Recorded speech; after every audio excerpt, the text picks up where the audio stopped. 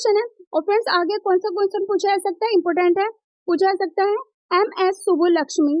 वे तमिलनाडु की एक कर्नाटक शास्त्रीय गायिका हैं और वे कला के क्षेत्र में वर्ष 1998 में भारत रत्न प्राप्त करने वाली पहली संगीतकार बनी और उन्हें अक्सर गीतों की रानी कहा जाता है। फ्रेंड्स ये क्वेश्चन 11 सितंबर को जो एग्जाम में पूछा जा सकता है एसएससी सीजीएल का। पहले क्या पूछा गया, लता मंगेशकर के ऊपर क्वेश्चन के कौन सा पुरस्कार मिला। अब पूछा जा सकता है MS सुब्बुलक्ष्मी को कौन सा पुरस्कार मिला और इन्हें क्या कहा जाता है। तो इन्हें कहा जाता है गीतों की रानी और 1998 में इन्हें भारत रत्न मिला है।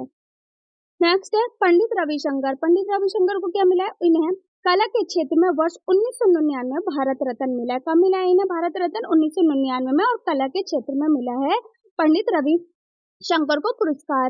और वे एक हिंदुस्तानी शास्त्रीय संगीत थे। और ये कौन थे, एक हिंदुस्तानी शास्त्रीय संगीतकार थे और उन्हें भारत उत्तर प्रदेश से हैं और इन्हें अक्सर विश्व संगीत का गॉडफादर कहा जाता है। और इन्हें अक्सर क्या कहा जाता है, विश्व संगीत का गॉडफादर कहा जाता है। तो इन्हें कौन सा पुरस्कार मिला है, पंडित रविशंकर को भारत रत्न पुरस्कार मिला है कला के क्षेत्र में 1999 में। और इन्हें क्या कहा जाता है, हिंदुस्तानी शास्त्रीय संगीतकार कहा जाता है। और ये कहाँ से बिलोंग करते हैं, उत्तर प्रदेश से, और इन्हें कहा जाता है विश्व संगीत का गॉडफादर कहा जाता है। तो फ्रेंड्स ये आने वाले एग्जाम में पूछे जा सकते हैं। नेक्स्ट है महेंद्र वर्मन प्रथम किस राजवंश से संबंधित थे। तो इसका आंसर है महेंद्र वर्मन। नाम के अन्य लोगों के लिए महेंद्र वर्मन देखिए। महेंद्र वर्मन प्रथम 600 से 630 ईसा पूर्व एक पल्लव सम्राट थे। ये महेंद्र वर्मन कौन थे, ये पल्लव सम्राट थे जिन्होंने 7वीं शताब्दी की शुरुआत में वर्तमान आंध्र क्षेत्र के दक्षिण भाग और भारत में वर्तमान तमिलनाडु के उत्तरी क्षेत्रों में शासन किया। ये भी क्वेश्चन शिफ्ट 1 में पूछा गया है। नेक्स्ट क्वेश्चन है सुदर्शनशील का जीर्णोद्वार मरम्मत बिना बंधुआ मजदूरी से किसने किया। तो इसका आंसर हो जाएगा रुद्रदमन ने सुदर्शन झील गुजरात का मरम्मत किया। किसने किया, रुद्रदमन ने किया और सुदर्शन झील की जिन्होंने मरम्मत की थी। और ये कहाँ पर है, गुजरात में। ये शिफ्ट 1 में पूछा गया क्वेश्चन। नेक्स्ट है प्रार्थना समाज की स्थापना कब और किसने की। तो इसका आंसर हो जाएगा प्रार्थना समाज की स्थापना की थी आत्माराम पांडुरंग। किसने की थी, आत्माराम पांडुरंग ने। और कब की थी, अब ये पूछा जा सकता है कि प्रार्थना समाज की स्थापना कब की गई थी और किसने की थी, आत्माराम पांडुरंग ने की थी और 31 मार्च 1867 को की गई थी, जब केशव चंद्र सेन महाराष्ट्र आए थे, जिसका उद्देश्य लोगों को एक ईश्वर में विश्वास दिलाना और केवल एक ईश्वर की पूजा करना था। समाज की स्थापना किसने की, आत्माराम पांडुरंग ने। और कब की थी, 31 मार्च 1867 को।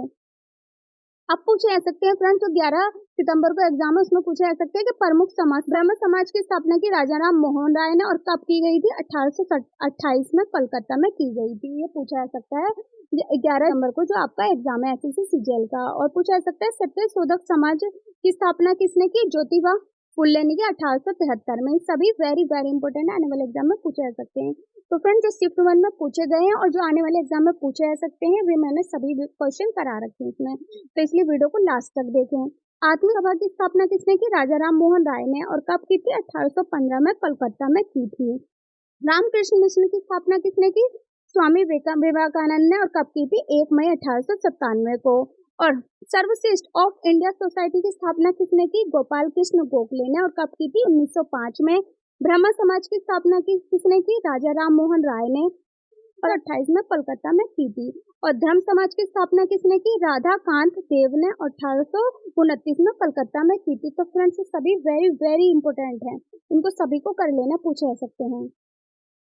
नेक्स्ट क्वेश्चन है नील दर्पण पुस्तक के लेखक कौन है। तो फ्रेंड्स लेखक से भी रिलेटेड क्वेश्चन पूछा गया और इसकी भी वीडियो मैंने करा रखी है। अगर आपने वॉच करी होगी ना तो आप इस क्वेश्चन को भी इजीली सॉल्व कर लिया होगा एग्जाम में। तो इसका आंसर हो जाएगा नील दर्पण नाटक के लेखक दीनबंधु मित्र हैं। ये एक बंगाली नाटक है जिसे इन्होंने 1858 और 59 के दौरान लिखा था और इस नाटक ने बंगाल में नील विद्रोह को जन्म दिया था। तो ये क्वेश्चन भी पूछा गया शिफ्ट 1 में। और अब पूछा जा सकता है नील दर्पण पुस्तक के लेखक तो है दीनबंधु मित्र। और पूछा जा सकता है इन्होंने कब इसको लिखा था। तो कब लिखा था, 1858 से 59 तक इन्होंने लिखा था।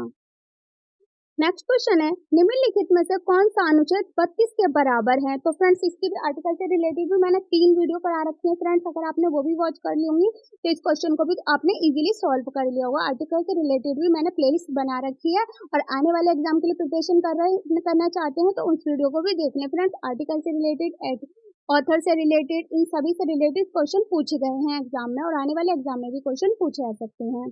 तो उन सभी वीडियो की प्लेलिस्ट बना रखे आप जाकर वॉच कर सकते हैं फ्रेंड्स। अगर आपने सारी वीडियो कर ली है ना तो आप इस एग्जाम को इजीली क्रैक कर पाएंगे।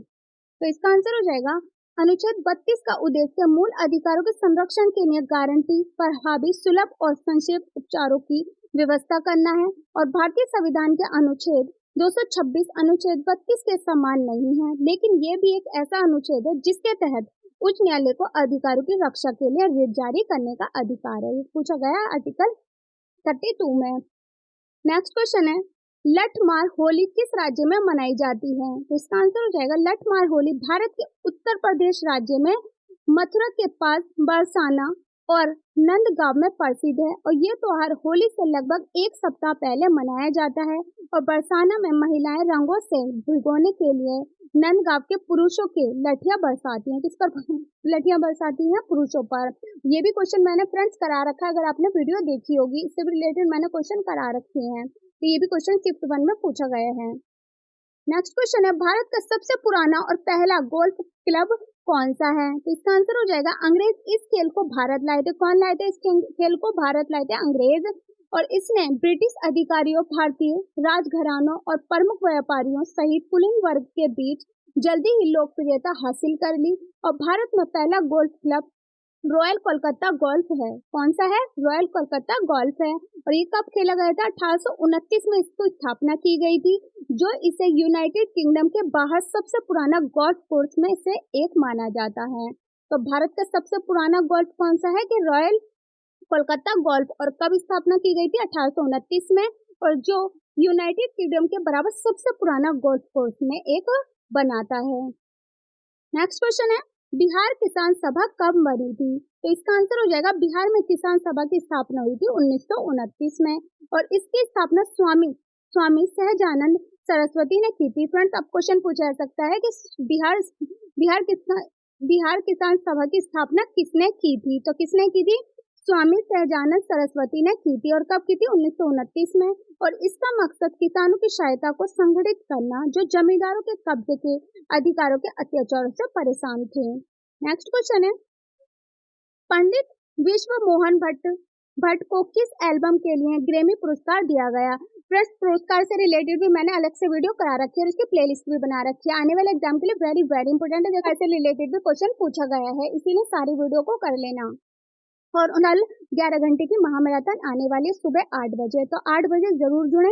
मैं 11 घंटे की महामैराथन लेकर आने वाली हूँ। अगर आप एसएससी सीजीएल की प्रिपरेशन कर रहे हैं तो 11 सितंबर को जो एग्जाम है उसमें से लॉट्स ऑफ क्वेश्चन पूछे जाएंगे और उन्हें इसका आंसर हो जाएगा 1994 में उनके album a meeting by the river के लिए सर्वश्रेष्ठ विश्व संगीत एल्बम श्रेणी में ग्रैमी मिला और पंडित विश्व मोहन भट्ट ने विभिन्न शैलियों के कई प्रसिद्ध संगीतकारों के साथ सहयोग किया है और गिटार पर अपने असाधारण कौशल को प्रदर्शन करते हुए दुनिया भर में बड़े पैमाने पर प्रदर्शन किया है।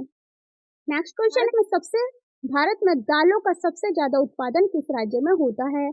तो इसका आंसर हो जाएगा मध्य प्रदेश। सबसे ज्यादा कहाँ होता है दालों का उत्पादन? मध्य प्रदेश में। क्वेश्चन पूछा गया है और इसकी शुरुआत कब हुई थी? वित्त वर्ष 2018 में मध्य प्रदेश भारत में दालों का सबसे बड़ा उत्पादक था। मध्य प्रदेश जो था वो 2018 में सबसे ज्यादा उत्पादक था मध्य प्रदेश में, जो कुल उत्पादन का 32.14% था। राजस्थान उस वर्ष दालों का देश का दूसरा सबसे बड़ा उत्पादक था। पहले नंबर पर आता है मध्य प्रदेश, 2018 में सबसे ज्यादा उत्पादक हुआ है मध्य प्रदेश में, और दूसरे स्थान पर आता है राजस्थान। ये भी क्वेश्चन पूछा जा सकता है अब एसएससी सीजीएल में 11 सितंबर को जो एग्जाम है। अब पूछा जा सकता है कि राजस्थान का दूसरा दालों का सबसे बड़ा उत्पादक राज्य कौन सा है? तो कौन सा है? राजस्थान, जो कुल उत्पादन का 13% था।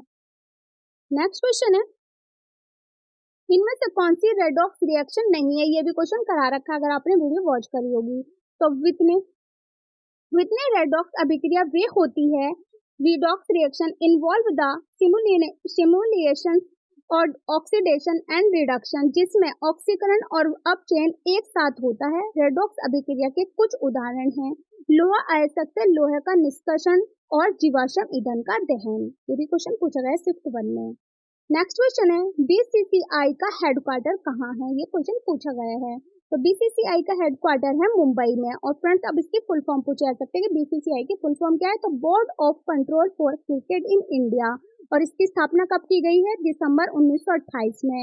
अब क्वेश्चन पूछा जा सकता है कि बीसीसीआई की स्थापना की गई 1928 में दिसंबर में, तो इसकी फुल फॉर्म है board of control for cricket in India. और इसके अध्यक्ष हैं रोजर बिन्नी और राजीव शुक्ला इसके उपाध्यक्ष हैं। अध्यक्ष हैं रोजर बिन्नी और उपाध्यक्ष हैं इसके राजीव शुक्ला, और सचिव है इसके जय शाह, और पुरुषों की टीम के कोच हैं गौतम गंभीर। फ्रेंड्स अब ये क्वेश्चन पूछे जा सकते हैं। पहला क्वेश्चन क्या पूछा गया है कि बीसीसीआई का हेडक्वार्टर का है, तो मुंबई में। और अब पूछा जा सकता है इसकी स्थापना कहाँ हुई, इसकी स्थापना कब हुई और किसके द्वारा की गई, उसके अध्यक्ष कौन है, उपाध्यक्ष कौन है। इस तरीके से क्वेश्चन पूछा जा सकता है। तो देख सकते हैं आप हेडक्वार्टर से रिलेटेड भी क्वेश्चन पूछे गए हैं।